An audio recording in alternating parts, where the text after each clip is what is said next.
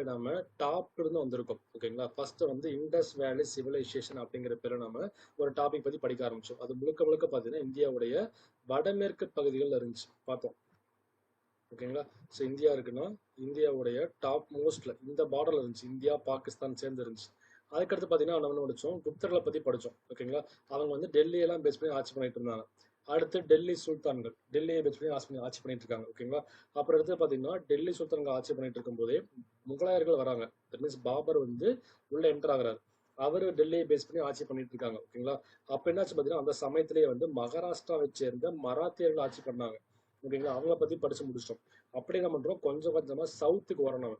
ஓகேங்களா? அப்ப south India நம்ம பார்க்க வேண்டிய முக்கியமான பேரரசுன்னு பாத்தீங்கன்னா விஜயநகர பேரரசு, அதுக்கடுத்து பாமினி, அதுக்கடுத்து நம்ம தமிழ்நாட்டுக்குள்ள வந்தீங்கன்னா வந்து சோழர்கள், பாண்டியர்கள், பல்லவர்கள் இதை பத்தி பார்த்து முடிச்சிட்டோம்னா ஒட்டுமொத்த இந்தியன் ஹிஸ்டரி முடிஞ்சிடும். ஓகேங்களா? ஸோ அப்ப என்ன பண்றோம்னா சவுத் நார்த் ஃபுல்லா பார்த்து முடிச்சுட்டு இப்ப ஓரளவுக்கு சவுத்துக்கே வந்துட்டோம். ஓகே, அப்ப என்ன பண்றோம் பாத்தீங்கன்னா இப்ப நம்ம பார்க்க போற டாபிக் வந்து விஜயநகர பேரரசை பத்தி பார்க்க போறோம். ஓகேங்களா? இந்த பேரரசை பத்தி பார்க்க வேண்டுமே என்ன தெரிஞ்சுக்கணும்னா, இந்த விஜயநகர எம்பையர் இருக்கு இல்லையா, கிட்டத்தட்ட 1336 உருவாக்கப்படுது. ஓகேவா? விஜயநகர பேரரசு வந்து 1336 உருவாக்கப்படுது. மெசேஜ் போடுறீங்களா?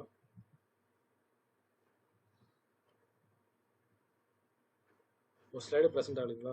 ஒரு நிமிஷம்.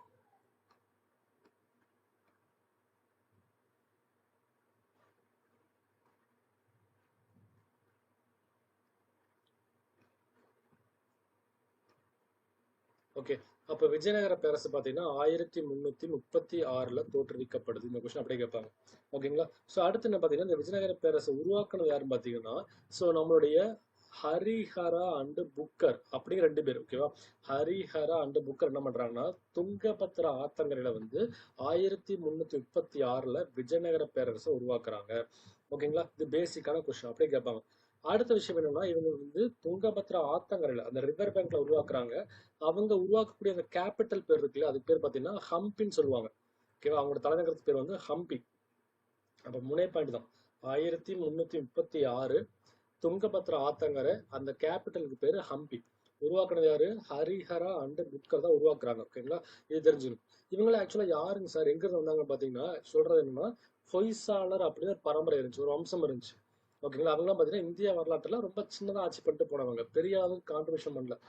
யோசிச்சு பாத்தீங்கன்னா இந்திய வரலாற்றுல நிறைய அரசர்கள் ஆட்சி பண்ணியிருக்காங்க. பட் அவங்கள பாத்தீங்கன்னா ஹிஸ்டரியில படிக்கிறது இல்லை. காரணம் என்னன்னா அவங்க மிகப்பெரிய அளவுல போர் பண்ணிருக்க மாட்டாங்க. அவங்க அந்த அளவுக்கு பாத்தீங்கன்னா நிர்வாகம் சிறப்பா இருந்திருக்காது. இல்லாட்டி வந்திருப்பாங்க, ஜஸ்ட் ஆட்சி பண்ணிட்டு போயிருந்திருப்பாங்க. அவங்க சார்பா ஒரு கல்வெட்டு கிடைச்சிருக்காது. அவங்க சார்பா பாத்தீங்கன்னா ஒரு பெரிய அளவுக்கு கோயில்களோ சிற்பங்களோ எதுவும் கிடைச்சிருக்காது. அதனால பாத்தீங்கன்னா சில பேரை பத்தி படிக்கவே மாட்டோம். அப்படிதான் ஒருத்தர் கேரக்டர் யாருன்னா ஹொய்சாளர்கள் அப்படிங்கிற ஒரு வம்சம். ஓகேவா? அந்த குட்டி வம்சத்தோடைய படை தளபதிகளா இருந்திருக்காங்க. ஓகேங்களா? அவங்க தான் யாருன்னா ஹரிஹரா அண்ட் புக்கர்.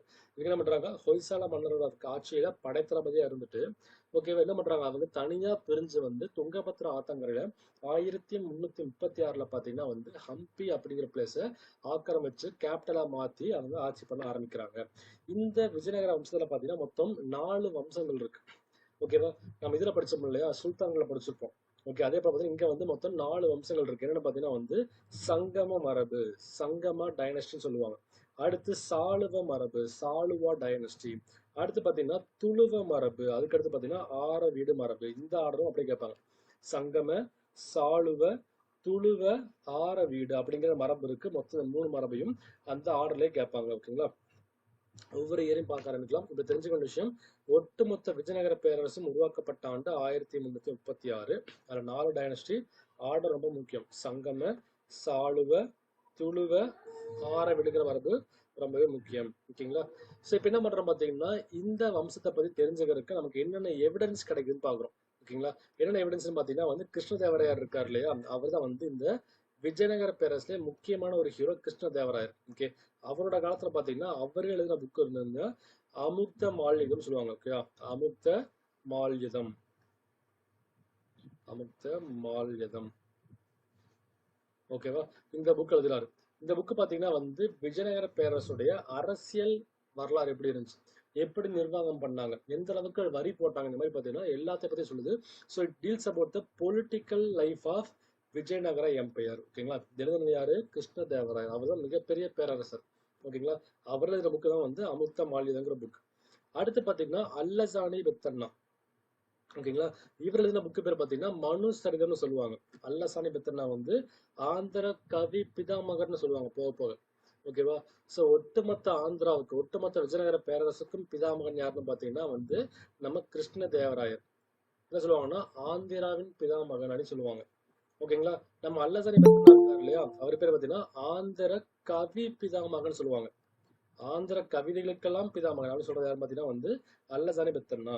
அந்த அல்லசானி பெத்தண்ணா நம்ம இருக்காருன்னு பாத்தீங்கன்னா ஒரு புக் எழுதுறாரு. அந்த புக்கு பேர் பாத்தீங்கன்னா மனு சரிதம்னு சொல்றாங்க. ஓகேங்களா, அந்த புக் என்ன சொல்லுன்னு பாத்தீங்கன்னா இப்போ நம்ம ஊர்ல சொல்லுவாங்க, என்ன சொல்லுவாங்கன்னா மனுஸ்மிருதி அப்படி ஒரு புக் இருக்கு. ஓகேங்களா, அந்த மனுஸ்மிருதி என்ன பண்ணிருக்குன்னா பிராமணர், சத்திரியர், வைசியர், சூத்திரர்னு சொல்லி மக்களை பிரிச்சு பார்க்குது. ஓகே, அதே போல பாத்தீங்கன்னா சோ மக்கள் அந்த விஜயநகர பேரரசுல இருக்க சமூக நிலை, ஜாதி எப்படி இருந்துச்சுன்னு பிரிச்சு பார்க்குற விஷயம் வந்து மனுசரிதங்கிற புத்தகம். ஓகேவா, விஜயநகர பேரரசுல எந்த மாதிரி ஜாதியோட ஹைரார்கி இருந்துச்சு, ஓகேவா, அப்படின்னு சொல்லக்கூடிய விஷயம் தான் பாத்தீங்கன்னா வந்து மனுசரிதங்கிற புத்தகம். அதை எழுதுனது யாருன்னா அல்லசானி பெத்தன் எழுதியிருக்காரு. ஓகேங்களா, அடுத்த விஷயம் பாத்தீங்கன்னா கங்காதேவி எழுதக்கூடிய ஒரு புத்தகம். ஓகேவா, கங்காதேவி பாத்தீங்கன்னா சோ மதுரா விஜயம் அப்படிங்கிற புக் எழுதுறாங்க. இந்த புக்கு எதை பத்தின்னு பாத்தீங்கன்னா மதுரா விஜயம்னா நம்ம மதுரை இருக்குல்ல அதை பத்தி. ஓகேங்களா, மதுரைக்கு வரக்கூடிய விஜயம், விஜயம்னா வருகை புரியுது, படையெடுத்து வர்றது. ஓகேவா, அப்புறம் என்ன பண்றாங்கன்னா இரண்டாம் தேவராயர் இறந்த பிறகு விஜயநகர பேரரசு என்ன பண்றாங்க, பாமினி பேரரசும் ஒடிசா மக்களை சேர்ந்து கேப்சர் பண்ண போறாங்க. அப்ப என்ன பண்றாங்கன்னா இந்த சமயத்துல இந்த மதுரா விஜயம்ங்கிற புக் என்ன பத்தி பேசுதுன்னா இதை பத்தி பேசுது. ஓகேவா, இரண்டாம் தேவராயர் அரசர் இருப்பாரு, படிக்கும் போக போக அந்த அரசர் இறந்ததுக்கு அப்புறம் விஜயநகர பேரரசு எப்படி வந்து கேப்சர் ஆச்சு. ஓகேவா, அதை பத்தின ஒரு புக்கு தான் பாத்தீங்கன்னா மதுரா விஜயம்ங்கிறது. இது என்ன முக்கியமான விஷயம்னா இது ஒரு நாடக புத்தகம், நாடக இலக்கிய விஷயம், டிராமாட்டிக் புக். இது டிராமா. ஓகேங்களா, ஸோ டிராமானா எப்படி இருக்கும், திரை, அரசர், சேவகர்னு சொல்லி அந்த ஸ்பேச் டயலாக் வைஸா இருக்கும். ஓகேங்களா, அந்த மாதிரி இருக்கிற நாடக புத்தகம் தான் பாத்தீங்கன்னா வந்து மதுரா விஜயம்ங்கிறது. இந்த புக் எழுதுனது யாருன்னா கங்காதேவி. இது ரொம்ப முக்கியமான புத்தகம். ஏன்னு பாத்தீங்கன்னா மற்ற புத்தகங்கள் நிறைய எழுதியிருப்பாங்க, ஆனா அது எழுதுறது எல்லாமே ஆண்கள். அந்த சமயத்துல பாத்தீங்கன்னா எழுதப்பட்ட ஒரே பெண் புத்தகம் பாத்தீங்கன்னா வந்து மதுரா விஜயங்கிற புத்தகம் தான். ஓகேங்களா, அது ரொம்ப முக்கியம். ஸோ கங்காதேவி எழுதின புக்கு பேர் வந்து மதுரா விஜயம், ஒரு அரசி அவங்க. ஓகேங்களா, அது தெரிஞ்சுங்க. மொத்தம் 3 புக்கு தான் தெளிவா தெரிஞ்சுக்க வேண்டியது. ஸோ கிருஷ்ணதேவராயர் எழுதின புக்கு பேரு அமுக்த மல்லிதம். ஓகேவா, அது எதை பத்தி பேசிச்சு, அரசியலை பத்தி பேசிச்சு. அதே போல பாத்தீங்கன்னா அல்லசானி பெத்தண்ணா, அவர் பட்ட பேருன்னா ஆந்திர கவி பிதாமகன். ஓகேவா, அவர் எழுதின புக்கு பேர் பாத்தீங்கன்னா மனு சரிதம், ஜாதியை பத்தி பேசிச்சு. கங்காதேவி எழுதின புக்கு பேர் பாத்தீங்கன்னா மதுரா விஜயம். ஓகேங்களா, இது தெரிஞ்சுக்கிறோம். அடுத்த முக்கியமான விஷயம் பாத்தீங்கன்னா அந்த காலத்துல கல்வெட்டுக்கள் நிறைய கிடைச்சிருக்கு. ஓகேங்களா, அந்த கல்வெட்டை பத்தி தெரிஞ்சுக்கணும். அதுல முக்கியமான சில கல்வெட்டு சொல்றேன் பாருங்க. ஓகேவா, முதலாம் ஹரிகர காலம், ஹரிஹரர் அண்ட் புக்கர்னு கேள்விப்பட்டோம் இல்லையா, 1336 ஹரிஹரரும் புக்கர் என்ன பண்ணாங்க, ஸோ வந்து விஜயநகர பேரரசு உருவாக்கலாம் படிச்சோம் இல்லையா, அந்த ஹரிஹரர் தான் முதலாம் ஹரிஹரர் அப்படிங்கிறது. ஓகேங்களா, அப்ப அந்த முதலாம் ஹரிஹரர் காலத்துல உருவாக்கப்பட்ட கல்வெட்டு பாத்தீங்கன்னா பாகப்பள்ளி கல்வெட்டு. எதை பத்தி பேசுது, ஹரிஹரரை பத்தி தான் பேசுது. ஓகேங்களா, ஹரிஹரர் காலத்துல உருவாக்கப்பட்ட கல்வெட்டு பாகப்பள்ளி. அது ஹரிஹரர் காலத்துல வந்து என்னென்ன மாதிரி சிறப்புகள் இருந்துச்சு, என்னென்ன மாதிரி சாதனை புரிஞ்சாருன்னு சொல்லி பேசுது. ஓகேவா, அடுத்து இரண்டாம் சங்கமர், இவரோட காலத்துல எழுதப்பட்ட புக்கு பாத்தீங்கன்னா பிட்ருகுண்டா கல்வெட்டு. ஓகேங்களா, இது என்ன பண்ணுது பாத்தீங்கன்னா 5 சங்கம சகோதரர்கள், ஸோ சங்கம, சாளுவ, துளுவ, ஆரவிடம் படிச்சோம் இல்லையா, அந்த சங்கம வம்சத்துல இருக்கக்கூடிய 5 அரசர்களை பத்தின புக்கு தான் வந்து பிட்ருகுண்டா புத்தகம், பிட்ருகுண்டா கல்வெட்டு. ஓகேங்களா, அது தெரிஞ்சுக்கணும். அடுத்த விஷயம் பாத்தீங்கன்னா வந்து ஸோ இரண்டாம் தேவராயன், இது கேட்கறாங்க ரொம்பவே. இரண்டாம் தேவராயன் காலத்து கல்வெட்டு, அது பேர் பாத்தீங்கன்னா ஸ்ரீரங்கம் கல்வெட்டுன்னு சொல்லுவாங்க. ஓகே, தாமிரப்பட்டயம், ஸோ வந்து காப்பர் பிளேட். ஓகேவா, ஸ்ரீரங்கம் காப்பர் பிளேட். நல்லா கவனிச்சுக்கணும், கல்வெட்டு அப்படிங்கிறது என்னன்னா கல்லுல செதுக்குவாங்க, அது நீங்க தூக்கிட்டாலும் போக முடியாது. ஓகேங்களா, பட் தாமிரப்பட்டயங்கிறது பாத்தீங்கன்னா just copper plate. Copper plate, இப்ப நம்ம சில கோயில்கள் போனீங்கன்னா மந்திரம் பதிச்சு சில காப்பர் பிளேட் தருவாங்க. ஓகே, காப்பர் மாதிரி ஷீட்ல A4 ஷீட் மாதிரி மந்திரம் செஞ்சு கொடுத்துருப்பாங்க. ஓகே, அதே மாதிரி பாத்தீங்கன்னா தாமிரத்துல காப்பர்ல செஞ்சு கொடுத்துருப்பாங்க. ஓகே, அதுக்கு காப்பர் பிளேட்டுங்கிறது யூ கேன் கேரி. ஓகேவா, நீங்க தூக்கிட்டு போக முடியும் எங்கனாலும். ஓகேவா, அப்ப தெரிஞ்சுங்க.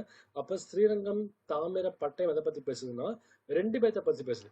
யார் யாரு, சோ வந்து ஃபர்ஸ்ட் தேவராயா, செகண்ட் தேவராய பத்தி பேசுது. ஓகேவா, ஃபர்ஸ்ட் தேவராயர் மற்றும் இரண்டாம் தேவராயர், ஸோ இருவரின் இருக்கணும். ஓகேவா, ஸோ வந்து என்னன்னா ஃபர்ஸ்ட் தேவராயர் மற்றும் செகண்ட் தேவரோட கல்வெட்டை பத்தி அந்த சாதனை பத்தி பேசுறது பார்த்தீங்கன்னா நம்முடைய ஸ்ரீரங்கம் தாமிரப்பட்டயம் சொல்லுது. அடுத்து முக்கியமான விஷயம் இம்முடி நரசிம்மா. ஓகே, இவரு அரசரோட பேர் தான், இம்முடி நரசிம்மா. இவரோட கல்வெட்டு தாமிரப்பட்டயம் பாத்தீங்கன்னா தேவலப்பள்ளி தாமிரப்பட்டயம்.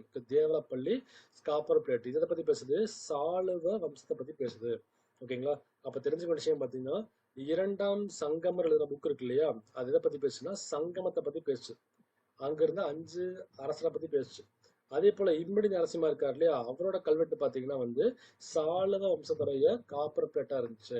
இதெல்லாம் பேசிக்கான விஷயம். இது ரொம்ப சிம்பிளா கொஸ்டின் கேட்பாங்க, ஆல்ரெடி கேட்டிருக்காங்க இந்த கொஸ்டின்ஸ் எல்லாம். ஓகேங்களா? ஜஸ்ட் வந்து பாத்துங்க. ஸோ அடுத்த விஷயம் பார்க்க வேண்டியது என்னன்னா இந்த காலத்துல ஒவ்வொருத்தர் பத்தி பார்க்க வேண்டியிருக்கு, ஒவ்வொரு அரசரை பத்தியும் நம்ம ஆல்ரெடி படிச்சதான். ஸோ ஃபர்ஸ்ட் 1336 ஓகேங்களா, 1336 பாத்தீங்கன்னா ஹரிகரரும் புக்கரும் சேர்ந்து என்ன பண்றாங்க, துங்கபத்ர ஆத்தங்கரையில நமக்கு வம்சத்தை உருவாக்குறாங்க. எங்க உருவாக்குனாங்க? ஹம்பி அப்படிங்கிற தலைநகரத்தை மையமா வச்சு உருவாக்குறாங்க. அப்ப அந்த இவர் இருக்காருலே ஃபர்ஸ்ட் ஆளு, ஹரிஹரர் இருக்காருலே, அவர் தான் ஃபர்ஸ்ட் ஆட்சிக்கு வராரு. ஓகேங்களா? அவர் தான் பண்றாரு பாத்தீங்கன்னா தெரிஞ்சுங்க. So he was the founder. இவர் தான் ஒட்டுமொத்த விஜயநகரத்துக்கும் ஃபவுண்டர். அதே போல சங்கம மரபுக்கு ஃபவுண்டர் இவர் தான். சங்கம மரபுக்கும் இவர் தான் ஃபவுண்டர். ஓகேவா? அதே போல ஒட்டுமொத்த விஜயநகரத்துக்கும் இவர் தான் தோற்றுவாய். ஓகேவா? தெரிஞ்சுங்க. அப்ப இவர் என்ன இருக்காரு, 1336 சங்கம வம்சத்தை துங்கபத்ர ஆத்தங்கரையில ஹம்பில உருவாக்குறாரு. ஓகேவா? இவர் பண்ண மிகப்பெரிய விஷயம் பாத்தீங்கன்னா மைசூரையும் மதுரையும் கேப்சர் பண்ணாரு.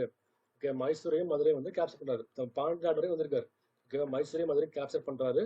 அதுக்கடுத்து என்னாச்சு பாத்தீங்கன்னா 1556 அப்புறம் சரியா புக்கர் பதவி ஏற்கிறார். ஓகேவா? ஸோ 1356 என்ன பண்றாருன்னா, ஸோ இவருக்கு அப்புறம் ஓகேவா புக்கர் பதவி ஏற்கிறாரு. ஃபர்ஸ்ட் ஆள் ஹரிகரர், ரெண்டாவது ஆள் புக்கர். ஓகேங்களா? அது தெரிஞ்சுங்க. ஏன்னா புக்கர் தான் ஹரிகரருக்கு சப்போர்ட் பண்ண ஒருத்தர் கேரக்டர். ஓகேங்களா? அது தெரிஞ்சுக்கிறோம். ஸோ அவ்வளோ அந்த தெரிஞ்சா போதும். அடுத்த விஷயம் பாத்தீங்கன்னா குமார கம்பண்ணா. ஓகேவா? குமார கம்பண்ணா. ஸோ இவரை பத்தி எழுதுற விஷயம் பாத்தீங்கன்னா மதுரா விஜயம் புக் எழுதுறாங்க இல்லையா, மதுரா விஜயம், அந்த புக் எழுதுனது யாரு? கங்காதேவி. ஸோ இவரோட வைஃப் தான் அது. ஓகேவா? Madhura Vijayam which was written by Gangadevi. ஓகேங்களா? அந்த கங்காதேவி யாரு பாத்தீங்கன்னா குமார கம்பண்ணாவுடைய மனைவி. ஓகேவா? ஸோ இவங்க யாரு? குமார கம்பண்ணாவுடைய மனைவியா இருக்காங்க.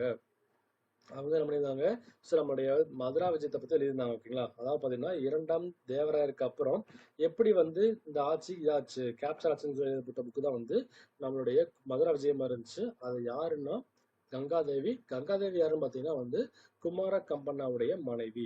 அந்த அளவுக்கு தெரிஞ்சா போதும். அடுத்த ஒரு விஷயம் பாத்தீங்கன்னா தேவராய 1. ஓகேவா? இவரை பத்தி தெரிஞ்சுக்க நிறைய விஷயங்கள் இருக்கு. என்னன்னா இவரோட காலத்துல Niccolo de Conti, Niccolo de Conti அப்படின்னு சொல்லக்கூடிய ஒரு வெனிஸ் நகர பயணி உள்ள வராரு. ஓகேவா?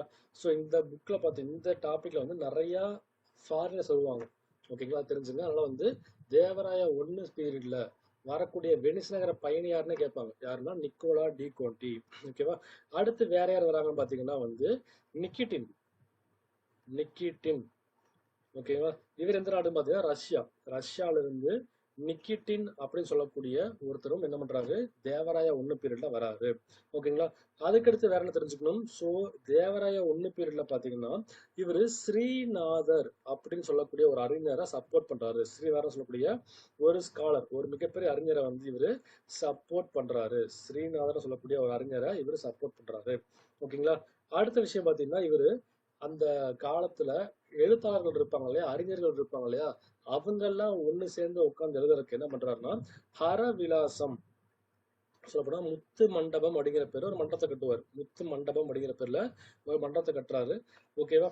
ஸோ தெரிஞ்சுக்கணும். ஸோ எழுத்தாளர்களுக்காக, ரைட்டர்ஸ், ஸ்காலர்ஸ் இருக்காங்களே, எழுத்தாளர், சயின்டிஸ்ட் இருக்காங்களே, அவங்களுக்குலாம் அறிஞர்கள். ஓகேவா? அந்த அறிஞர்களுக்காக என்ன பண்றாருன்னா முத்து மண்டபம் அப்படிங்கிற பேர்ல மண்டபத்தை கட்டினது யாருன்னு பாத்தீங்கன்னா தேவராயா 1. நம்ம எக்ஸாம் லைவ்ல படிக்கிறோம்ல அந்த மாதிரி. ஓகேங்களா? அப்ப இந்த முத்து மண்டபத்திலிருந்து உருவாக்கப்பட்ட புத்தகங்கள் பாத்தீங்கன்னா என்னன்னா ஹர விலாசங்கிற புக்கு முக்கியம். ஓகேவா? முத்து மண்டபத்துல உட்கார்ந்து எழுதப்பட்ட ஒரு முக்கியமான புக்கு பாத்தீங்கன்னா ஹர விலாசம் அப்படிங்கிற புத்தகம். ஓகேங்களா? அது தெரிஞ்சுக்கிறோம். அதுக்கடுத்து தெரிஞ்சுக்க வேண்டிய விஷயம் பாத்தீங்கன்னா இவரு நம்ம இருக்காரு துங்கபத்ர ஆத்தங்கரையில. ஓகேங்களா? என்ன பண்ணிருக்காரு பாத்தீங்கன்னா ஹரிதாரா அப்படிங்கிற பேர்ல ஒரு டேம் கட்டுறாரு. துங்கபத்ர ஆத்தங்கரையில பாத்தீங்கன்னா ஹரிதாராங்கிற பேர் டேம் கட்டியிருக்காரு. மொத்தம் 5 விஷயம் முக்கியம். ஓகேவா? தேவராய 1 பத்தி தெரிஞ்சுக்க வேண்டிய விஷயத்துல ஒரு 5-6 பாயிண்ட் முக்கியம். நிக்கோலா டி கொண்டிங்கிற வெனிஸ்ங்கிற பயணி இங்கதான் வந்திருக்காரு. நிக்கெட்டின்னு சொல்லக்கூடிய ரஷ்ய நாட்டு பயணியும் தேவராய ஒண்ணு பேர்ல வந்திருக்காரு. ரெண்டு என்ன பண்றாங்க அப்படின்னா, அவரோட பீரியட்ல வந்த முக்கியமான ஒரு பயணி யாருன்னா அப்துல் ரசாக் அப்படின்னு சொல்லக்கூடிய ஒரு பெர்ஷியன் வருகை புரிஞ்சிருக்காரு. ஓகேங்களா, ரொம்ப முக்கியமான விஷயம். அப்துல் ரசாக் அப்படின்னு பலரும் கேட்டிருக்காங்க எக்ஸாம்ல. ஓகேங்களா, அப்ப அப்துல் ரசாக் சொல்லக்கூடிய பெர்ஷியன் வருகை புரிந்த அரசவை எதுன்னா தேவராய 2. அடுத்த முக்கியமான விஷயம் என்னன்னா, நம்ம தேவராய 2 இருக்காரு இல்லையா, அவருக்கு ஒரு புக்கு பேர் வந்து மகா நாடக சுதனுதி. மகா நாடக சுத நுதி அப்படிங்கிற புத்தகம். ஓகேங்களா, மகா நாடக சுதனுதி அப்படிங்கிற புத்தகத்தையும் தேவராய 2 எழுதியிருக்காரு. அடுத்த முக்கியமான விஷயம் என்னன்னா, இவருக்கான டைட்டில் ஒண்ணு இருக்கு, அதே எக்ஸாம்ல கேட்பாங்க. கஜபேட்டக்காரா. கஜபேட்டக்காரா அப்படிங்கிற பட்டம். கஜபேட்டக்காரன், கஜபேட்டக்காரான்னு சொல்லுவாங்க. ஓகேவா, சோ கஜபதி அப்படிங்கிற வம்சம் இருந்துச்சு. அந்த கஜபதி வம்சத்தை அழிச்சதுனால, ஜெயிச்சதுனால இதுக்கு பட்ட பேர் பாத்தீங்கன்னா கஜபேட்டக்காரான்னு சொல்லுவாங்க. ஓகேங்களா, இங்க பாருங்க, ஒரிசாவுடைய கஜபதிகள். ஓகேங்களா, சோ அவர் என்ன பண்ணிருக்காங்க, இந்த தேவராய 2 அழிச்சிருக்காரு. ஓகே, அதுக்கான புத்தகம் பாத்தீங்கன்னா பட்ட பேர் வந்து கஜபேட்டக்காரன்னு சொல்றாங்க. அடுத்த விஷயம் பாத்தீங்கன்னா, இவர் என்ன பண்றாரு, சோ காரணம் என்ன, கஜபதி அப்படின்னு சொல்லக்கூடிய அந்த அரசர்களை வெற்றி கொண்டார். கஜபதிங்கிற அரசர்களை வந்து தோக்கடிச்சிட்டு நம்ம தேவராய 2 வெற்றி கொண்டார். ஓகேங்களா, அதனால அவருக்கு பட்ட பேர் பாத்தீங்கன்னா கஜபேட்டக்காரன். 3 பாயிண்ட் தான். அப்ப தேவராய 2க்கான 3 முக்கியமான விஷயங்கள் பாத்தீங்கன்னா, இவரோட பீரியட்ல வருகை புரிந்த வெளிநாட்டு பயணி யாருன்னா பாரசீகத்தை சேர்ந்த அப்துல் ரசாக். அடுத்த விஷயம் என்ன, இவரோட புக்கு பேர் பாத்தீங்கன்னா மகா நாடக சுதனுதி. இதற்கான பட்ட பேர் என்னன்னா கஜபேட்டக்காரா. ஓகேங்களா, இது முக்கியம். சோ அடுத்த விஷயம் பாத்தீங்கன்னா, இந்த ஒட்டுமொத்த சங்கம மரபுல, ஓகே, சங்கம மரபு அப்படிங்கிறது பாத்தீங்கன்னா முதலாம் ஹரிகரன், புக்கர், குமார கம்பண்ணா, முதலாம் தேவராயர், இரண்டாம் தேவராயர் இவங்க ஆட்சி பண்ணிட்டு இருக்காங்க இல்லையா. இந்த வம்சத்துல கடைசி ஒருத்தர் யாருன்னா விருப்பாக்ஷர். அவ்வளவுதான் கேட்பாங்க, சங்கம மரபுடைய கடைசி அரசன் யாருன்னு கேட்பாங்க. அவ்வளவுதான் விஷயம். ஓகேங்களா, அப்ப சங்கம, சாளுவ, துளுவ, ஆரவிட அப்படி சொல்லக்கூடிய 4 மரபுல ஃபர்ஸ்ட் மரபு என்னன்னா சங்கம மரபு. ஓகேங்களா, சங்கம மரபு உருவாக்குனது யாரு, ஹரிகரா அண்ட் புக்கர். ஃபர்ஸ்ட் ஆட்சிக்கு வந்தது யாரு, முதலாம் ஹரிகரன். ஓகேவா, அடுத்து புக்கர் வராரு 1356ல. ஓகே, அதுக்கடுத்து குமார கம்பண்ணா, அவரோட மனைவி தான் வந்து கங்காதேவி. எழுதின புக்கு பாத்தீங்கன்னா மதுரா விஜயம் புக் எழுதினாங்க.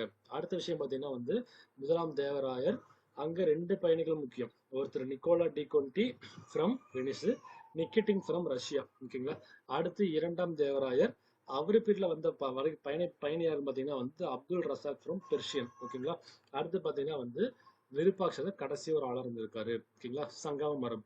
அடுத்து பார்க்க வேண்டிய விஷயம் பாத்தீங்கன்னா சாளுவ மரபை பத்தி பார்க்க போறோம். ரொம்ப ரொம்ப சிம்பிளான மரபு, 2 பேர் தான். ஓகே, அப்பா மகன் 2 பேர் தான் பார்த்து பார்த்தா முடிஞ்சிடும். ஸோ சாளுவ டைனஸ்டி, சாளுவ மரபு. இதற்கான காலம் பார்த்தீங்கன்னா 1485ல இருந்து 1505 வரைக்கும். சாளுவ மரபு 1485 டு 1505. சொல்லப்போனா இது ஒரு 20 வருஷம். ஓகேங்களா, இந்த சாளுவ டைனஸ்டியை உருவாக்குன ஃபவுண்டர் யாருன்னு பார்த்தீங்கன்னா நம்மளுடைய சாளுவ நரசிம்மா தான் இதுக்கான ஃபவுண்டரா இருக்காரு. அடுத்து வரக்கூடிய ஹீரோ பார்த்தீங்கன்னா இம்மிடி நரசிம்மா. ஓகேங்களா, அவ்வளவுதான். அப்ப என்னன்னா சாளுவ நரசிம்மா அப்பா, அவரோட பையன் தான் பார்த்தீங்கன்னா இம்மிடி நரசிம்மா. அப்ப இந்த இம்மிடி நரசிம்மா இருக்கார் இல்லையா, அவரோட பீரியட்ல வருகை புரிஞ்சது யாருன்னு பார்த்தீங்கன்னா வாஸ்கோட காமா, போர்ச்சுகீஸ். ஓகேவா, வாஸ்கோட காமா என்ன பண்றாரு, நம்ம இம்மிடி நரசிம்மா பீரியட்ல வந்து வருகை புரிகிறாரு. ஓகே, தேவராய 1 பீரியட்ல பார்த்தோம், தேவராய 2 பீரியட்ல. அதே போல இங்க பாத்தீங்கன்னா வந்து இம்மிடி நரசிம்மா அந்த பீரியட்ல பாத்தீங்கன்னா வாஸ்கோட காமா வருகை புரிகிறாரு. ஓகேங்களா, அது ரொம்ப முக்கியமான விஷயமா இருந்துச்சு. அப்ப இன்னொரு விஷயம் என்ன கேட்பாங்கன்னா, நம்ம இம்மிடி நரசிம்மா இருக்கார் இல்லையா, அவருக்கு ஒரு படைத்தளபதி இருந்தார். அதை பத்தியும் கேட்பாங்க சிம்பிளா. இம்மிடி நரசிம்மாவோட ஆட்சி ரொம்ப ஸ்ட்ரிக்டா, ரொம்ப வந்து பாத்தீங்கன்னா வந்து சிறப்பா இருந்துச்சு. அது காரணம் யாருன்னு பாத்தீங்கன்னா அவரோட படைத்தளபதி பேரு நரசநாயக்கர். ஓகேவா, சோ இம்மிடி நரசிம்மாவுடைய படைத்தளபதி யாருன்னு கேட்பாங்க. யாரும் பார்த்தீங்கன்னா நம்முடைய இம்மிடி நாயக்கரோட படைத்தளபதி பார்த்தீங்கன்னா நரசிம்ம அவர்கள். ஓகேங்களா, இதை தெரிஞ்சுக்கணும். ஸோ இதுதான் முக்கியமான விஷயம். அப்ப சங்கம மரபு, அதுக்கடுத்த மரபு பார்த்தீங்கன்னா சாளுவ மரபு. சாளுவல 2 பேர் தான், ஒருத்தர் வந்து சாளுவ நரசிம்மா, ஸோ இன்னொருத்தர் வந்து இம்மிடி நரசிம்மா. ஸோ இம்மிடி நரசிம்மா பேர்ல முக்கியம் பார்க்க வேண்டிய விஷயம், அவரோட படைத்தளபதி பேர் நரசநாயக்கர். அவர் பேர்ல ஆட்சிக்கு வந்தது யாரும் பார்த்தீங்கன்னா வந்து அவர் பேர்ல வருகை புரிஞ்சது யாரும் பார்த்தீங்கன்னா வாஸ்கோட காமா ஃப்ரம் போர்ச்சுகீஸ். ஓகேவா, அது தெரிஞ்சுக்கிறோம்.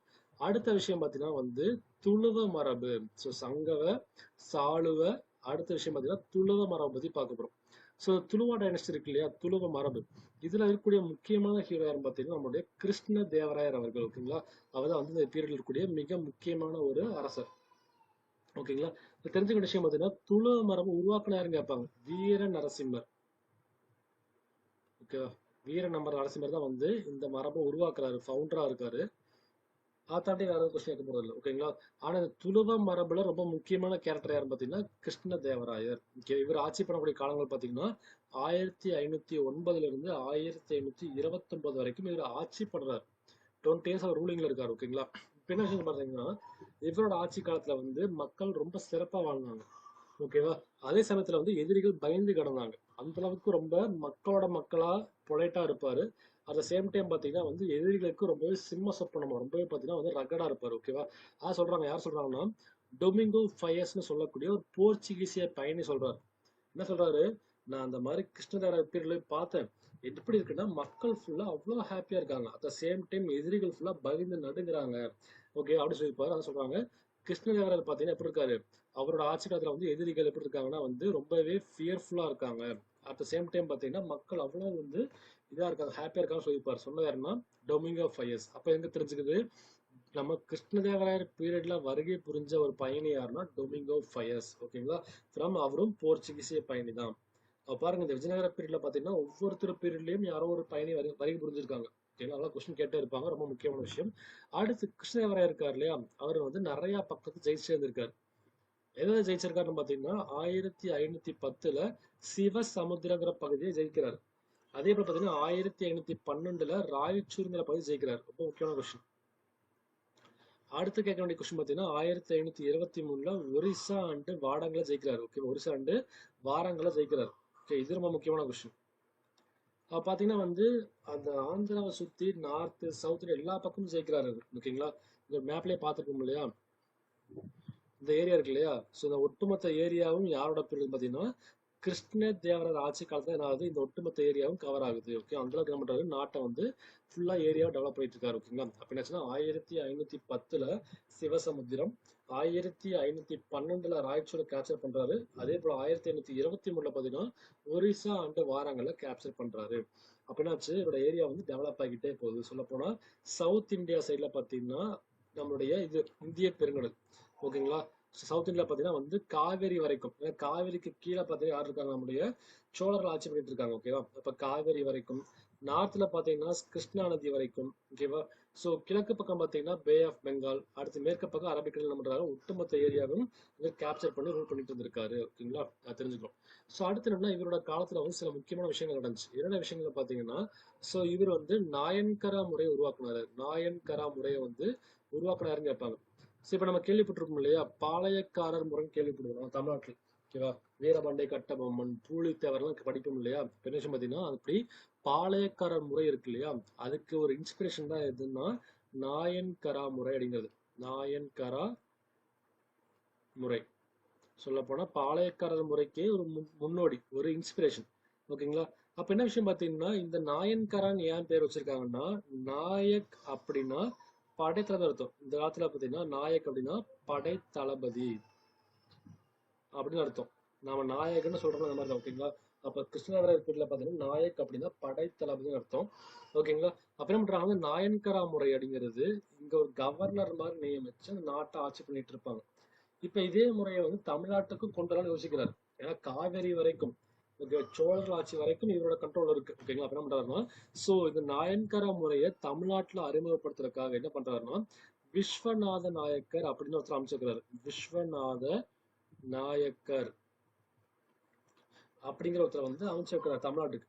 ஆல்ரெடி பாத்தீங்கன்னா மதுரையில வந்து அரியநாதர்னு ஒருத்தர் அமைச்சர் இருக்கார். அரியநாதர் சொல்லக்கூடிய ஒரு அமைச்சர் வந்து மதுரையில இருக்கார்.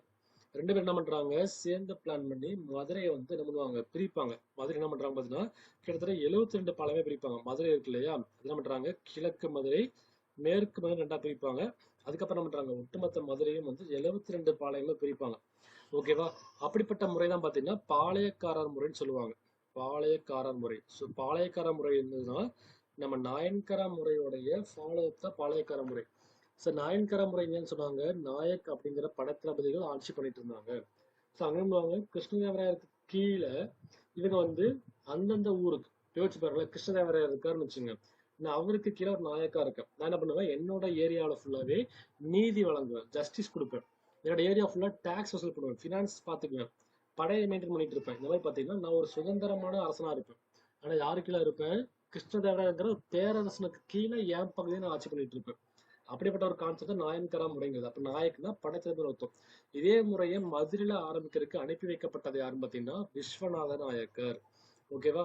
ஆல்ரெடி மதுரையில வந்து அரியனார்னு ஒரு அமைச்சர் இருக்காரு. ரெண்டு பேரும் என்ன பண்றாங்க, சேர்ந்து பிளான் பண்ணி மதுரையை வந்து கிழக்கு மேற்குங்கிற மாதிரி பிரிக்கிறாங்க. ஃபர்ஸ்ட் டைரக்ஷன் பிரிக்கிறாங்க.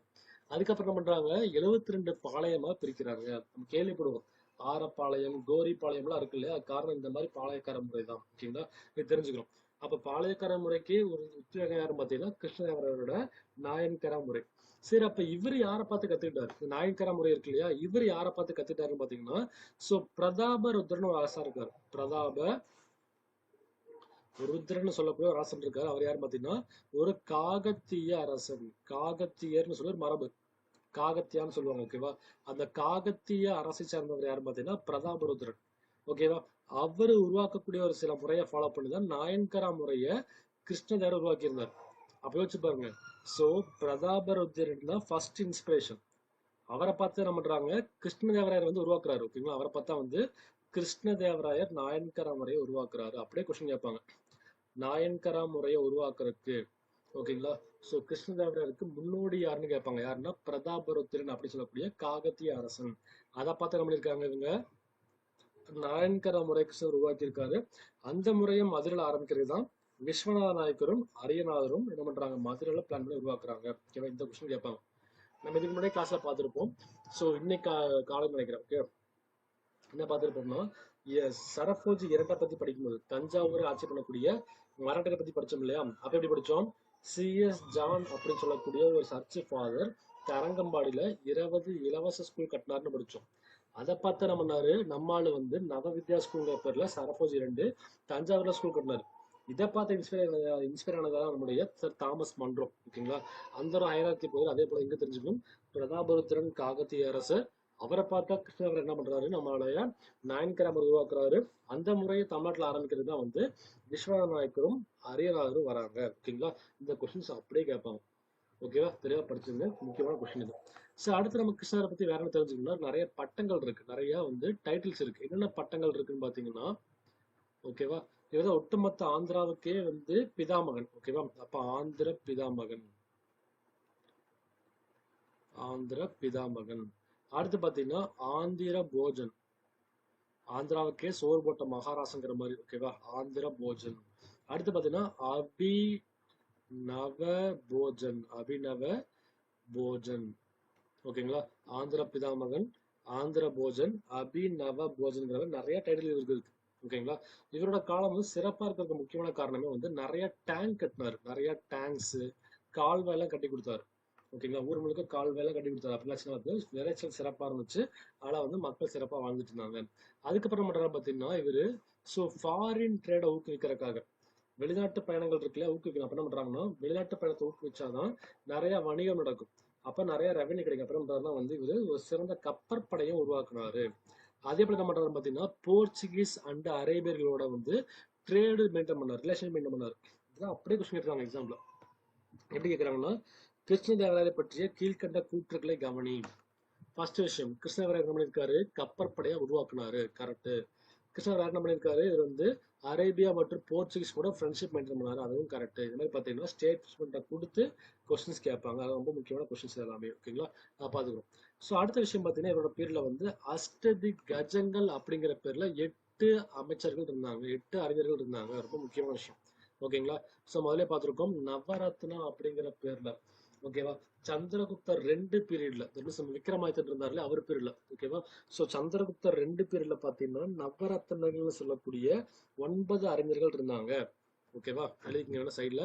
ஸோ டாபிக் படிக்கிறீங்க, அதே மாதிரி ரிலேட்டபிளா வேற கிடைக்குதுன்னா எழுதிக்கும் சைட்லயே. ஓகேங்களா? அப்ப நவரத்னங்கள் எங்க இருந்தாங்கன்னா வந்து சந்திரகுப்தர் 2 பீரியட்ல இருந்தாங்க. வேற எங்க இருந்தாங்க, முகலாயர் பீரியட்ல பாத்தீங்கன்னா வந்து அக்பர் பத்தி படிக்கும் இல்லையா, அங்கேயும் இருந்தாங்க அக்பர் பீர்பால் கேரக்டர்ஸ் எல்லாமே. ஓகேவா. அப்ப நவரத்னான்னு சொல்லக்கூடிய 9 அறிஞர்கள் எங்க இருந்திருக்காங்கன்னா சந்திரகுப்தர் 2 பீரியட்லயும் அக்பர் பீரியட்லயும். ஓகேவா. அடுத்து பாத்தீங்கன்னா வந்து அஷ்ட பிரதான் இருப்பாங்க, அஷ்ட பிரதான். இவர் எங்க இருப்பாங்க பாத்தீங்கன்னா, இது பாத்தீங்கன்னா அஷ்டம்னா 8. ஓகேவா. நம்ம வீட்ல எல்லாம் பாத்தீங்கன்னா அஷ்டலட்சுமின்னு சொல்லி கும்பிடுவோம். ஓகே, அப்ப அஷ்டப்பிரதான்னா அஷ்டம்னா 8. சோ அப்ப அந்த அஷ்டப்பிரதான் 8 பேர் கொண்ட டீம் எங்க இருந்தாங்கன்னு பாத்தீங்கன்னா சிவாஜி பீரியட்ல இருந்தாங்க. ஓகேவா. இங்க நம்ம பாக்குறது அஷ்டதி கஜங்கள். அப்ப அஷ்டம்னா 8 தானே அப்படின்னா இங்கேயும் 8 அறிஞர்கள் இருக்காங்க. இவங்க எங்க இருக்காங்க, நம்மளுடைய தெனாலிராமன் பீரியட்ல இருக்கு நம்மளுடைய இவரு. ஓகேவா. கிருஷ்ணதேவராயர் பீரியட்ல இருக்காங்க. கிருஷ்ணதேவராயர் பீரியட்ல வந்து இவங்க வந்து இருக்காங்க. ஸோ அப்படியே கொஸ்டின் கேட்பாங்க. அஷ்ட பிரதான்ங்கிறது சிவாஜி பீரியடு, அஷ்டதி கஜங்கள் அப்படிங்கிறது கிருஷ்ண தேவராயர் பீரியட்ல இருக்காங்க. ஓகேங்களா. இது தெரிஞ்சுக்கிறோம். ஸோ அப்போ இன்னொரு விஷயம் தெரிஞ்சுக்க வேண்டியது பாத்தீங்கன்னா இங்க. ஓகேவா. சோ இந்த அஷ்டதி கஜங்கள்ல சில முக்கியமான கேரக்டர்ஸ் இருக்காங்க, அவங்க தான் தெரிஞ்சுக்கணும். அல்லசானி பெத்தன்னா, இவர் பட்ட பேரே வந்து ஆந்திர கவி பிதாமகன். ஓகேவா. நம்ம கிருஷ்ணதேவராயர் இருந்தார் இல்லையா, அவருக்கு பட்ட பேர் என்ன, ஆந்திர பிதாமகன். ஒட்டுமொத்த ஆந்திராவுக்கே அவர் தான் பிதாமகன். இந்த அல்லசனி பித்தனா யாரும் பாத்தீங்கன்னா ஆந்திர கவிதைகளுக்கு பிதாமகன், ஆந்திர கவி பிதாமகன் இவர். ஓகேவா. இவர புக்கு தான் முதலே பார்த்தோம், மனு சரிதம்ங்கிற புக்கு. இது என்ன பண்ணுச்சு, இந்த மனு சரிதம் புக்கு பாத்தீங்கன்னா வந்து அந்த காலத்து மக்களுடைய சாதி முறையை பத்தி பேசுச்சு. ஓகேவா. அடுத்த கேரக்டர் யாரும் பாத்தீங்கன்னா நந்தி திம்மண்ணா அப்படிங்கிற ஒருத்தர். இவர் தான் புக்கு பாத்தீங்கன்னா பாரிஜாத பிரகரணம் அல்லது பாரிஜாத பிரகரணம் சொல்லுவாங்க. ஓகேவா. ஸோ பாரிஜாதம் அல்லது பரிஜாத பிரகரணம். ஓகேவா. இந்த ஒரு புக்கு. அடுத்து பாத்தீங்கன்னா மதகிரி மல்லண்ணா. ஸோ அந்த கொஸ்டின் இருக்கிறது இல்ல. அடுத்து துர்ஜாதின்னு ஒருத்தர் இருக்காரு. ஓகேவா. இதுல தான் புக்கு பார்த்தீங்கன்னா வந்து காளஹஸ்தி மகாமத்தியம். காளஹஸ்தி காளஹஸ்தி காளஹஸ்தி மகாமத்தியம் அப்படிங்கிற புக்ல பாத்தீங்கன்னா வந்து துர்ஜாதி எழுதியிருக்காரு. ஓகேங்களா. ஸோ அடுத்து வேற யார் இருக்காங்க பாத்தீங்கன்னா ஐயலராமு, ஐயலராஜு ராமபத்திர கவி இருக்காரு, பிங்களி சூரனா இருக்காரு, ராமராஜ பூஷணா இருக்காரு. கடைசியா நம்ம பார்க்க வேண்டிய ஒரு கேரக்டர் வந்து தெனாலிராமன். நம்ம நிறைய நாடகங்கள்ல பார்த்திருப்போம். ஸோ கிருஷ்ணதேவராயர்னாலே கண்டிப்பா அங்க தெனாலிராமன் இருப்பார். இவர் எழுதின புக்கு பார்த்தீங்கன்னா முக்கியமா கொஸ்டின் கேட்கறாங்க. பாண்டுரங்க மகாமத்தியம். பாண்டுரங்க மகாமத்தியம். ஓகேங்களா. அப்ப தெரிஞ்ச ஒரு விஷயம் பாத்தீங்கன்னா அல்லசானி பெத்தண்ணா வந்து ஆந்திர கவி பிதாமகன். அவர்தான் புக்கு பாத்தீங்கன்னா மனு சரிதம்ங்கிற புத்தகம். அது அந்த காலத்து மக்களுடைய சாதியை பத்தி பேசுச்சு. அடுத்து நந்தி திம்மன் எழுதக்கூடிய புக்கு பாத்தீங்கன்னா வந்து பாரிஜாத பிரகடனம். துர்ஜாதிங்கிற புக்கு பாத்தீங்கன்னா வந்து காளகஸ்தி மகாமத்தியம். அடுத்து கடைசியா வந்து தெனாலிராமன் எழுதுற புக்கு பாத்தீங்கன்னா வந்து பாண்டுரங்க மகாமத்தியம் புக்கில் இருக்காரு. ஓகேங்களா. இதெல்லாம் தெரிஞ்சுக்கிட்டு பேசிக்கான விஷயம். அப்ப இது வரைக்கும் என்ன பார்த்திருக்கோம்னா வந்து சங்கம மரபு, சாளுவ மரபு, துளுவ மரபை பத்தி பார்த்திருக்கோம். துளுவல முக்கியமா யாரை பத்தி பார்க்கறோம்னா கிருஷ்ணரை பத்தி தெளிவா பார்த்து முடிச்சோம். அடுத்து நம்ம பார்க்க வேண்டிய விஷயம் பார்த்தீங்கன்னா வந்து ஆரவீடு மரபு. அடுத்த ஒரு கேரக்டர் பார்த்தீங்கன்னா வந்து ஆரவீடு மரபு. இந்த ஆரவீடு மரபு தான் வந்து விஜயநகர பேரரசுடைய கடைசி மரபு. இந்த ஆடு நல்லா வச்சுங்க. சங்கம, சாளுவ, துளுவ, ஆரவீடு. ஓகேங்களா. இந்த மாதிரி மரபு இருக்கு. அது கடைசி மரபு வந்து ஆரவீடு மரபு. ஓகேவா. இதை உருவாக்குறது யாருன்னு பார்த்தீங்கன்னா வந்து அழியா ராமராய உருவாக்குறாரு. ஸோ வந்து இந்த மரபு உருவாக்குறது யாரு, அழியா ராமராய உருவாக்குறாரு. அதுக்கடுத்து யார் வருவாங்கன்னு கேட்கறாங்க. ஓகேங்களா. அடுத்து யார் வருவாங்க பார்த்தீங்கன்னா திருமலா தேவராயா. கடைசி ஒரு கேரக்டர் யாருன்னா வந்து ஸ்ரீரங்கா 3. அவ்வளவுதான் கொஸ்டின் கேட்பாங்க. பெரும்பாலும் இந்த கொஸ்டின் கேட்பாங்க. ஓகேவா. சோ விஜயநகர பேரரசின் கடைசி அரசன் யாரு, ஸ்ரீரங்கா 3. ஏன்னா அவன் தான் ஒட்டுமொத்த வம்சத்துக்கு கடைசி. ஓகேவா. இல்லாட்டி பாத்தீங்கன்னா வந்து ஆரவிடு மரபின் கடைசி அரசு யாருன்னு கேட்டாங்கன்னா வந்து அதே ஸ்ரீரங்கா 3 தான். அப்ப விஜயநகர பேரரசு வந்து 1336ல துங்கபத்ர ஆத்தங்கள் உருவாக்கப்பட்டுச்சு இல்லையா. அதை உருவாக்குறது யார் யாரு, ஹரிஹரா அண்ட் புக்கர். இந்த ஒட்டுமொத்த வம்சம் பார்த்தீங்கன்னா 4 மரபா இருந்துச்சு. சங்கம, சாளுவ, துளுவ, ஆரவிடுன்னு சொல்லி மொத்தம் 4 வம்சமா இருந்துச்சு. இதுல கடைசி கேரக்டர் யாருன்னு பார்த்தீங்கன்னா வந்து ஸ்ரீரங்கா 3 கடைசி அரசனா இருக்காரு. அவ்வளவுதான், வேற எதுவும் தேவையில்லை. ஓகேங்களா. அடுத்து ரொம்ப முக்கியமான ஒரு விஷயம் வந்து இதுதான். என்ன கேட்பாங்க, தலைக்கோட்டை போர் நடைபெற்ற ஆண்டு இதுன்னு கேட்பாங்க. எதுவுமே தரமாட்டான். விஜயநகர பேரரசும் சொல்ல மாட்டான், எதுவும் சொல்ல மாட்டான். ஸோ தலைக்கோட்டை போர் நடந்தான்னு கேட்பான். பேட்டில் ஆஃப் தலக்கோட்டா எங்க நடந்துச்சு, எப்ப நடந்துச்சு பார்த்தீங்கன்னா 1565 நடந்துச்சு. ஓகேவா. ஸோ காலைல படிச்சிருக்கோம் இல்லையா, முதலாம் பானிபட், இரண்டாம் பானிபட், மூன்றாம் பானிபட்னு. அது எப்படி முக்கியமோ அதே போல பார்த்தீங்கன்னா இங்க இந்த கொஸ்டின்ஸ் முக்கியம். ஸோ தலைக்கோட்டை போர் நடந்த ஆண்டு 1565. இது எதுக்காக நடந்துச்சு, ஏன் நடந்துச்சு, எப்படி நடந்துச்சுன்னு பார்த்தீங்கன்னா கிருஷ்ணதேவராயர் இருக்கார் இல்லையா, அவரை கடைசியா ஆட்சி பண்ணக்கூடிய சிறந்த அரசன். சிறந்த அரசன்ல அவரை கடைசி ஆள், வேற அதை தாண்டி வந்து யாரும் சிறப்பா ஆட்சி பண்ணல. அப்புறம் பண்றாங்க, ஸோ வந்து கிருஷ்ணதேவர் ஆட்சி காலத்துல வந்து ஏரியா டெவலப் பண்ணிட்டே இருந்தார் அவர். முதலே பார்த்தோம் இல்லையா, ஸோ ஆந்திராவில் உட்காந்துருக்காரு, என்ன பண்றாரு, ஸோ இந்த மாதிரி பார்த்தீங்கன்னா பே ஆஃப் பெங்கால கண்ட்ரோல் எடுத்துக்கிறார். அடுத்து பார்த்தீங்கன்னா இந்த பக்கம் வந்து காவேரி வரைக்கும் கண்ட்ரோல் எடுத்துக்கிறார். இந்த பக்கம் அரபிக் சி வரை கண்ட்ரோல் எடுத்துக்கிறார். ஓகேவா. அடுத்து கிருஷ்ணா நதி இருக்கு இல்லையா, அதையும் சேர்த்து கண்ட்ரோல் பண்றாரு. அப்ப இந்த மாதிரி என்ன பண்றாருன்னா ஒட்டுமொத்த ஏரியாவை கண்ட்ரோல் பண்ணிட்டே இருக்காரு. அதுக்காக என்ன பண்றாருன்னா நாடுகளை வந்து மற்ற நாட்டையும் வந்து கேப்சர் பண்ணிட்டே இருக்காரு. அப்ப கிருஷ்ணரோட ஆட்சி காலத்துல என்ன பண்ண முடியல, மற்ற எதிரிகளால அவர் எதுவும் பண்ண முடியல. பட் கிருஷ்ணவரை இறந்ததுக்கு அப்புறம் என்னன்னு பாத்தீங்கன்னா அவரை மாதிரியே சிறப்பா யாரும் ஆட்சி பண்ண முடியல. அப்புறம் பண்றாங்க, இதுவரைக்கும் பதுங்கி இருந்த அந்த எதிரிகள் இருப்பாங்கல்ல, அவங்க என்ன பண்றாங்கன்னா கொஞ்சம் கொஞ்சமா வந்து என்ன பண்றாங்க, நாட்டை வந்து கேப்சர் பண்ண ஆரம்பிக்கிறாங்க. ஓகேங்களா. அப்படின்னாச்சும் பாத்தீங்கன்னா வந்து ஒரு பெரிய பேரரசு இருக்குன்னு வச்சுங்களேன், இது கிருஷ்ணர் ஒரு பெரிய இடம்னு வச்சுங்க. அப்ப பண்றாங்க, 4 பக்கம் இருந்து என்ன பண்றாங்க, எதிரிகளை வந்து சூழ ஆரம்பிக்கிறாங்க. அப்படின்னாச்சு அந்த பார்டர் வந்து குறைஞ்சுக்கிட்டே போகுது. அப்படின்னாச்சும் பாத்தீங்கன்னா வந்து கிருஷ்ணர் ஆட்சிக்கு அப்புறம் வந்து ஒட்டுமொத்த பேரரசும் சுருங்க ஆரம்பிக்குது. காரணம் என்ன, அதுக்கப்புறம் வந்து எல்லாருமே வந்து ரொம்ப வீக்கா இருந்தாங்க. ஓகேவா. அதை பயன்படுத்தி யாரும் உள்ள வந்தாங்க பாருங்க, அகமது நகர், பிஜப்பூர், கோல்கொண்டா, பிதார், இவெல்லாம் வந்து யாருன்னு பாத்தீங்கன்னா கிருஷ்ணதேவராயர் பீரியட்ல வந்து தோத்துக்கிட்டு இருந்த அரசர்கள், தன்னோட ஏரியாவை இழந்த அரசர்கள். ஓகேவா. அப்புறம் பண்றாங்க, கிருஷ்ணர் இறந்ததுக்கு அப்புறம் இந்த அகமது நகர், பிஜப்பூர், கோல்கொண்டா, தோரணா இருக்கு இல்லையா, இந்த அரசர்கள் என்ன பண்றாங்களா எல்லாம் ஒண்ணு சேர்ந்து ஒரு டீம் உருவாக்குறாங்க. அந்த டீம் என்ன பண்ணுது, ஸோ எல்லா பக்கத்திலிருந்தும் வந்து கேப்சர் பண்றாங்க. ஒட்டுமொத்த விஜயநகர பேரரசையும் வந்து கேப்சர் பண்ண ஆரம்பிக்கிறாங்க. ஓகேங்களா. அவளுக்கு என்ன ஆச்சுன்னு பாத்தீங்கன்னா அழியா ராமராயர்னு வந்து தலைக்கோட்டை போர் நடந்தப்ப அரசன் யார் பார்த்தீங்கன்னா அழியா ராமராயர். ஓகேங்களா. அவர் என்ன பண்றாரு பாத்தீங்கன்னா இந்த போர்ல தோற்கடிக்கப்படுறாரு. ஓகேவா. இவர் வந்து யாருன்னா விஜயநகரத்தை சேர்ந்த ஒரு அரசன் தான். விஜயநகரம் அதை சேர்ந்த அரசன் தான் யாருன்னு பாத்தீங்கன்னா வந்து அழியா ராமராயா. ஓகேவா. இவர் என்ன பண்ணாருன்னா தலைக்கோட்டை போர்ல தோற்கடிக்கப்பட்டாரு.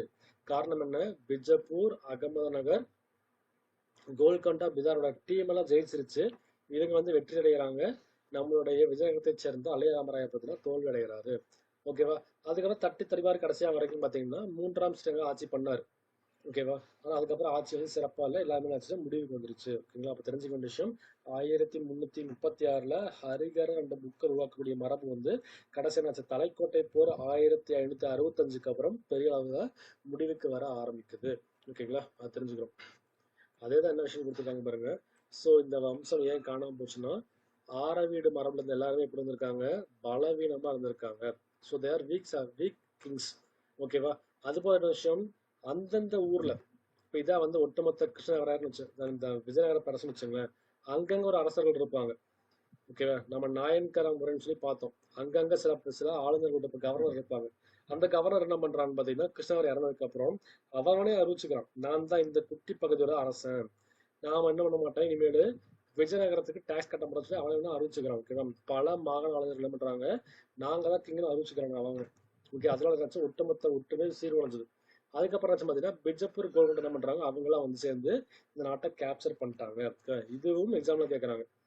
விஜயநகர பேரரசின் வீழ்ச்சிக்கு காரணம் என்ன, மாகாண ஆளுநர்கள் சுதந்திரம் அறிவிச்சுக்கிட்டது. அது போல விஷயம், கோல்கொண்டா, பிஜப்பூர், அகமது நகர் இவங்க என்ன பண்ணிட்டாங்க, நாட்டை அட்டாக் பண்ண ஆரம்பிச்சாங்க.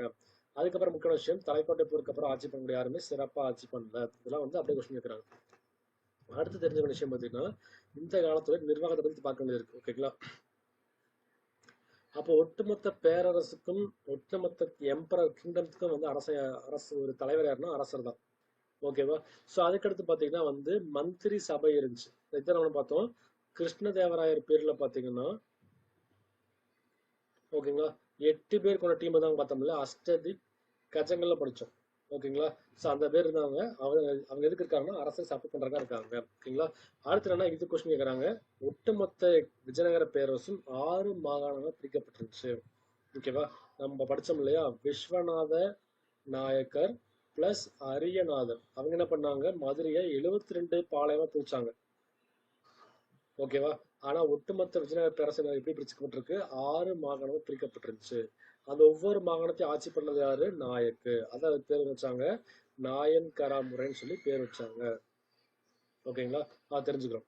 அடுத்து எப்படி பிரிக்கிறாங்க பாத்தீங்கன்னா ஒட்டுமொத்த பேரரசையும் 6 மாகாணமா பிரிச்சாங்க.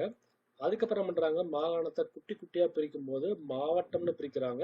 அதுக்கப்புறம் கிராமங்கள்ல பிரிக்கிறாங்க. இப்ப இந்தியாவை எடுத்துக்கோங்க.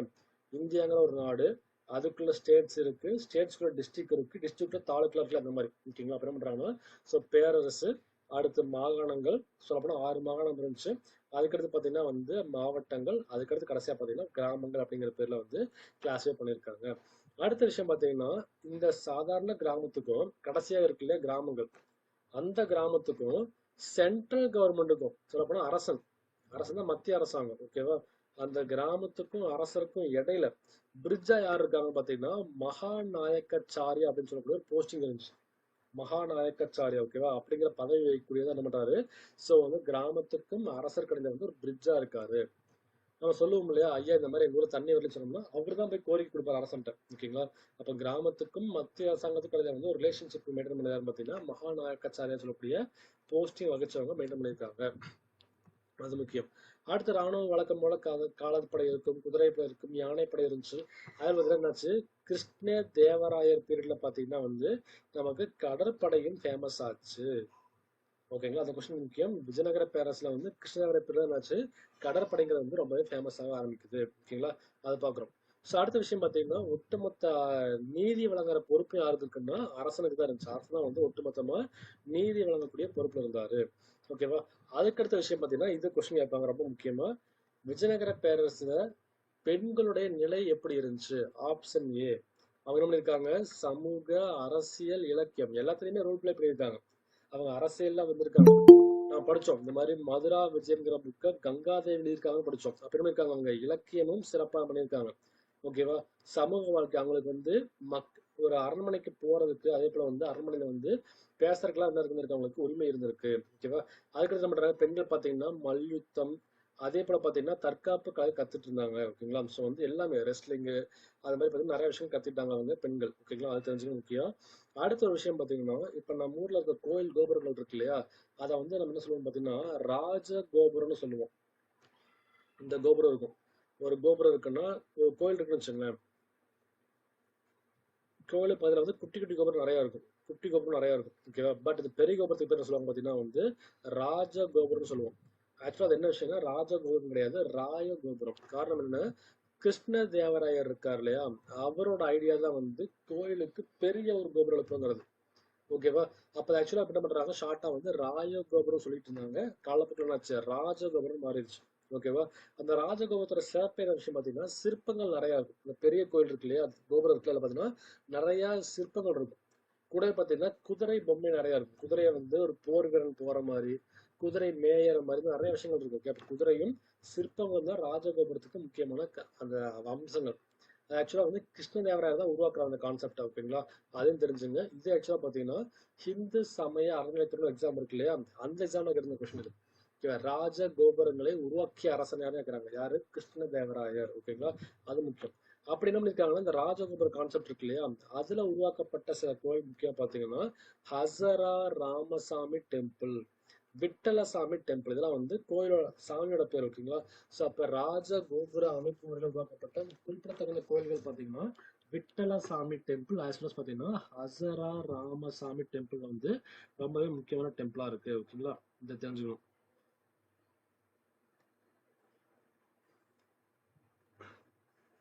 அடுத்து என்ன பாத்தீங்கன்னா, இங்க வந்து சமூகம் அப்படிங்கிறது எப்படி இருக்குன்னா வந்து ரொம்பவே ரெகுலேட் பண்ணியிருக்காங்க. ரெகுலேட் எப்படின்னா என்ன அர்த்தம்னா, ஜாதி ஒரு ஹைரார்கியாவே மெயின்டைன் பண்ணியிருக்காங்க ஓகேவா.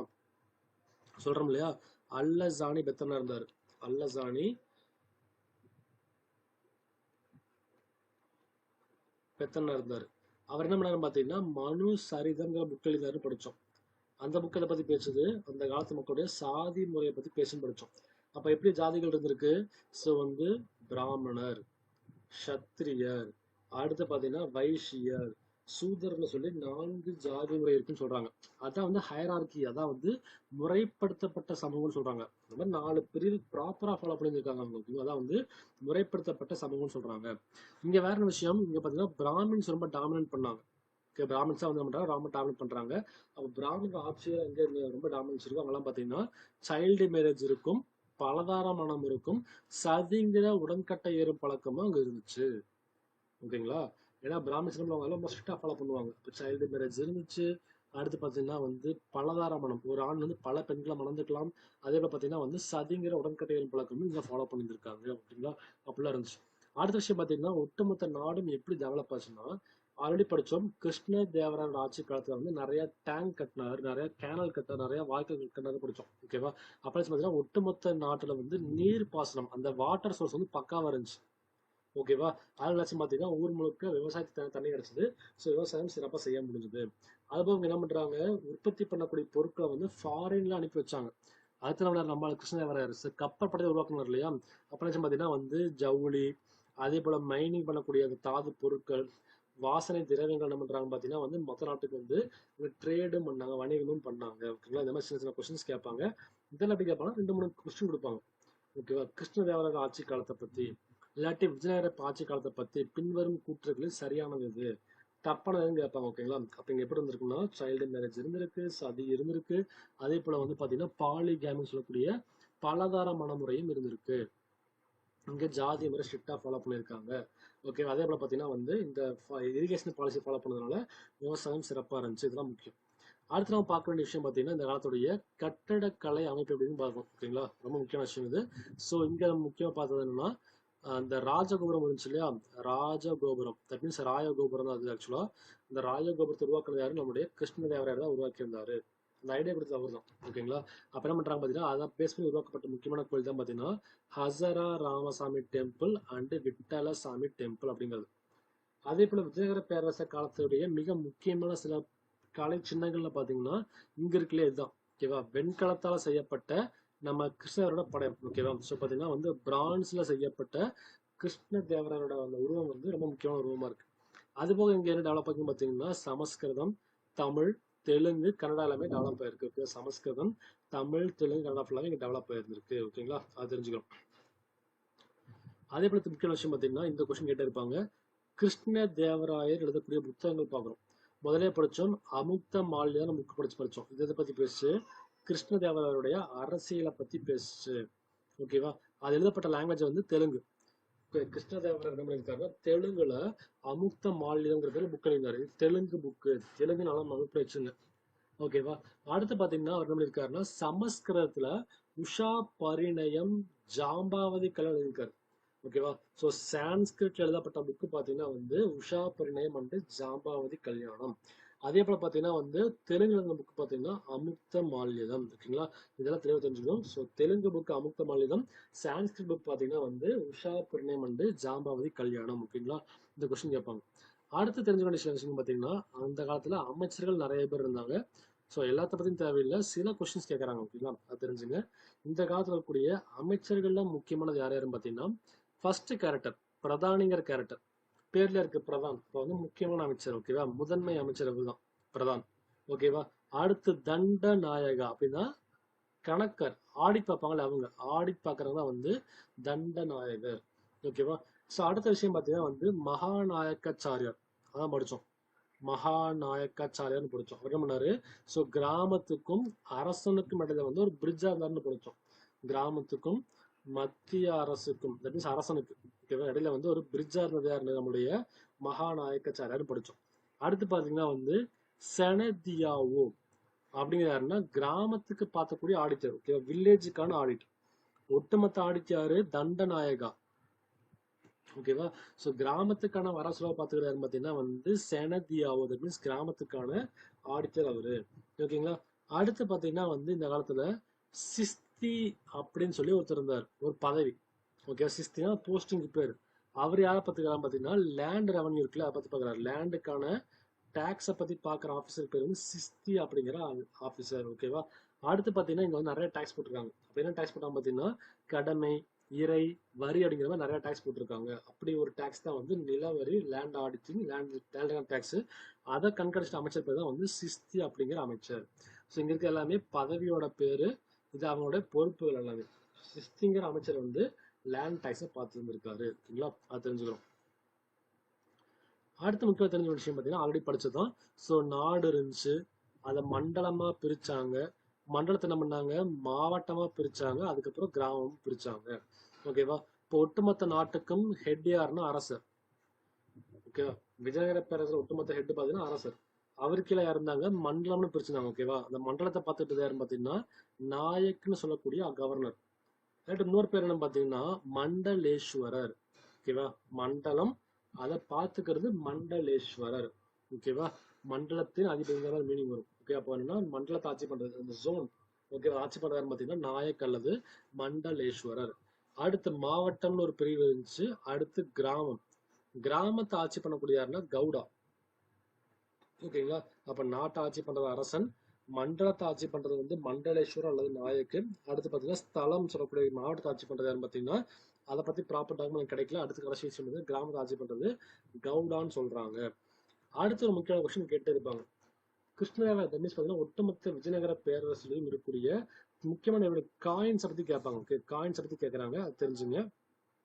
ஃபர்ஸ்ட் பாருங்களேன், விஜயநகர பேரரசுல ரிலீஸ் பண்ணக்கூடிய கோல்டு காயினுக்கு பேர் பாத்தீங்கன்னா வராகன்னு சொல்லுவாங்க. வராகன். அப்படி கொஸ்டின் கேட்பாங்க. விஜயநகர பேரரசுடைய தங்க நாணயங்களின் பெயர் என்ன? வராகன். ஓகேவா? அடுத்து அவங்க ரிலீஸ் பண்ணக்கூடிய சில்வர் காயின், வெள்ளி காயின் இருக்கு இல்லையா, அதுக்கு பேர் பாத்தீங்கன்னா ஜிடால்.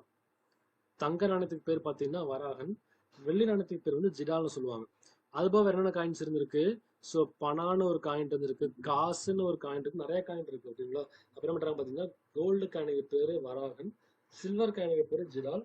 அது போக பணம், காசு, பணங்காசுன்னு நிறைய பேர்ல காயின்ஸ் இருந்துச்சு. ஓகேங்களா? அது தெரிஞ்சுங்க. இதுல என்னென்ன இருக்குன்னு கொஸ்டின் கேட்கறாங்க. ஓகேவா? அந்த காயின்ஸ் எல்லாம் என்னென்ன மாதிரி முத்திரைகள் இருக்குன்னு கேட்கறாங்க, என்னென்ன மாதிரி இமேஜ் இருக்குன்னு கேட்கறாங்க. ஓகேவா? அப்ப என்ன தெரிஞ்சுக்க வந்து ஹிந்து கடவுளோட படங்கள்லாம் இருந்துச்சு. ஓகேவா? அடுத்து பாத்தீங்கன்னா யானை, காளை மாடுன்னு பறவை நிறைய இருந்துச்சு. கூடவே பாத்தீங்கன்னா கண்ட பெருண்டா அல்லது கந்த பெருண்டா, கண்ட பெருண்டா அல்லது கந்த பெருண்டா எல்லாமே ஒரே மீனிங் தான். இந்த ப்ரொனன்சியேஷன் தெரியாது. ஓகேங்களா? அப்ப அந்த பேர்ல பாத்தீங்கன்னா ஒரு ரெட்டை கழுகு இருக்கணும், ஒரு பெரிய பறவை, ஒரு பெரிய கழுகு படம் இருக்கும். ஓகேங்களா? அப்படி என்ன பண்ணியிருக்காங்க பாத்தீங்கன்னா காயின்ஸ்ல வந்து பிரிண்ட் பண்ணியிருக்காங்க. ஓகேவா? அப்படியே கேட்கிறாங்க. ஸோ விஜயநகர பேரரசுடைய நாணயங்கள்ல காணக்கூடிய பறவையின் பெயர் என்ன அப்படின்னு கேட்பாங்க. கந்த பெருண்டா அல்லது கண்ட பெருண்டா. ஓகேவா? கழுவோட பேர் வந்து கண்ட பெருண்டா. வேற என்ன இருந்துச்சு? யானை இருந்துச்சு, காளை மாடு இருந்துச்சு, கூடவே ஹிந்து மதத்துக்கான கடவுள் படம் எல்லாமே இங்க இருந்துச்சு. அது பார்த்தோம். ஸோ அடுத்து முக்கியம் பார்த்தீங்கன்னா இந்த விஜயநகர பேரரசுல வரக்கூடிய பயணிகளை பத்தி தெரிஞ்சுக்கணும். ஆல்ரெடி படிச்ச விஷயம் தான் ரீகால் பண்ணிக்கங்க, ஒரே ஸ்லைடா கொடுத்துருக்கேன். என்ன விஷயம் பார்த்தீங்கன்னா இந்த காலத்துல வந்து நிறைய பயணிகள் வந்தாங்க படிச்சோம். ஸோ தேவராயா 1 பீரியட்ல யார் வந்தாங்க? நிக்கோலா டி கொண்டி வந்தாரு. தேவராயா 1 பீரியட்ல பார்த்தீங்கன்னா நிக்கோலா டி கொண்டி எங்கிருந்து? வெனிஸ்ல இருந்து. ஓகேவா? தேவராயா 1 பீரியட்ல வேற யார் வந்தாங்க? ஸோ நிக்கிட்டின் வந்தாரு ஃப்ரம் ரஷ்யா. ஆல்ரெடி படிச்சதுதான், ஒரே ஸ்லைட்ல கொடுத்துருக்குது. ஓகேவா? அடுத்து பாத்தீங்கன்னா தேவராய 2 பீரியட்ல யார் வந்தாங்க? அப்துல் ரசாக் வந்தாரு. எங்கிருந்து? பாரசீகம் வந்தாரு, பெர்ஷியால வந்தாரு. ஓகேவா? பாரசீகம் வந்தாரு. ஸோ தட் மீன்ஸ் பெர்ஷியால இருந்து அப்துல் ரசாக் வந்த இடம் பாத்தீங்கன்னா தேவராய 2 பீரியடு. அடுத்த விஷயம், டொமிங்கோ ஃபயஸ் என்ன பண்ணாரு? கிருஷ்ணதேவராய பத்தி புகழ்ந்து பேசினார். இந்த மாதிரி கிருஷ்ணதேவராயர் வந்து ரொம்ப ஸ்வீட்டாகவும் இருக்காரு, ரொம்ப வந்து ஸ்ட்ராங்காகவும் இருக்காரு, புகழ்ந்து பேசினார் இல்லையா? அது யார் மாதிரி? Domingo Faiz from Portuguese. ஓகேவா? இது முக்கியம், அதெல்லாம் தெரிஞ்சுக்கணும். அதே போல வந்து தலைக்கோட்டை போர் நடந்துச்சு எப்ப? 1565 நடந்துச்சு இல்லையா? அந்த போர் முடிஞ்சதுக்கு அப்புறம் வரக்கூடிய ஒரு கேரக்டர் யாருன்னு பாத்தீங்கன்னா கெய்சர் ஃபெடரிக், அவரும் போர்ச்சுகீஸ் தான். ஓகே, அப்ப 4 பாயிண்ட் தேவை தெரிஞ்சுங்க. ஓகே, ஸோ முதல்ல படிச்சதுன்னா இதையும் படிச்சிருப்போம். ஹரிகரா 1 இருந்தார் இல்லையா, அவர் பீட்ல வரக்கூடிய யாருன்னு பாத்தீங்கன்னா இபின் பதுதா. இந்த கேரக்டர் வந்து நிறைய பக்கம் படிப்போம். என்ன பாத்தீங்கன்னா முகமது பின் துக்ளக் இருந்தார் இல்லையா, அவரோட கேரக்டர்லயும் அவரோட பீரியட்லயும் முகமது பின் துக்ளக்குடைய கேரக்டர் ஆட்சி காலத்திலயும் வந்து இபின் பதுதான் சொல்லக்கூடிய அந்த மொரக்கோ நாட்டு பையன் வந்தார். இவர் என்ன சொன்னாரு? நான் டெல்லிக்கு போய் பார்க்கும்போது டெல்லி எப்படி இருந்துச்சு? கைவிடப்பட்ட நகரமா இருந்துச்சு சொன்னார். அது எப்ப? முகமது பின் துக்ளக் பீரியட்ல, முகமது பின் துக்ளக் ஆட்சி காலத்துல வந்து சொல்லியிருந்தார் அந்த மாதிரி. அதே ஆளுதான் என்ன பண்ணிருக்காரு, இங்கேயும் வந்து பார்த்திருக்காரு. எங்க வந்திருக்காருன்னா ஹரிகரன் 1 பீரியட்ல வந்திருக்காரு. ஓகேங்களா? அது 4 பேர்த்த தேவை தெரிஞ்சுங்க. ஸோ யார் யாருன்னு பாத்தீங்கன்னா இபின் பதுதா, நிக்கோலா டி கொண்டி, நிக்கிட்டின், அடுத்து பாத்தீங்கன்னா டொமிங்கோ ஃபயஸ், அதே போல கடைசியா வந்து தலைக்கோட்டை போர் முடிஞ்சதுக்கு அப்புறம் வரக்கூடிய யாருன்னு பாத்தீங்கன்னா கெய்சர் ஃபெடரிக் சொல்லக்கூடிய ஆளு. ஓகேங்களா? தெரிஞ்சுக்கிறோம். சில ஒட்டுமொத்த டாபிக். அடுத்து நம்ம தெரிஞ்சுக்க வேண்டிய விஷயம் பாத்தீங்கன்னா வந்து இதுல இருந்து சில கொஸ்டின்ஸ் பார்க்கலாம். ஓகேங்களா? இதெல்லாம் ஆல்ரெடி எக்ஸாம்ல கேட்ட ப்ரீவியஸ் கொஸ்டின்ஸ் தான் டைப் பண்ணி கொடுத்துருக்கு. ஸோ அது என்னென்ன கொஸ்டின் இருக்காங்க பாருங்க.